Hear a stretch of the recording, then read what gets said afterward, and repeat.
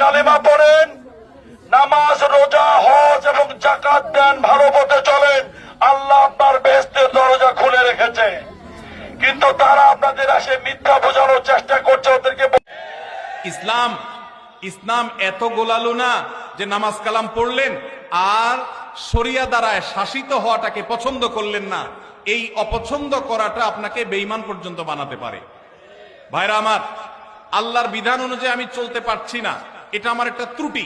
আমি হয়তো মনে করছি যে আমি পারতেছি না, চেষ্টা করব, কখনো পারবো, ঈমান থাকবে।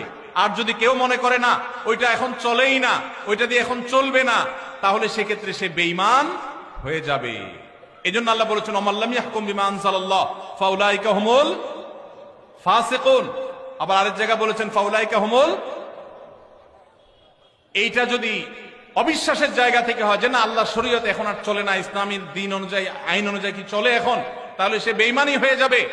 আর যদি কেউ মনে করে না চলা উচিত কিন্তু আমরা পারতেছি না, আমাদের দুর্বলতা, তাহলে সে বেঈমান হবে না। আল্লাহ আমাদেরকে বুঝার তৌফিক দান করুন। বহু মানুষ আছেন মনে করেন শুধু নামাজ রোজা পড়লাম আর আমি আল্লাহর বিধান, আল্লাহর আইন এগুলোর কোনো আকাঙ্ক্ষা অন্তত রাখলাম না, সে মুসলমান নিজেকে দাবি করার কোনো নৈতিক অধিকার নাই।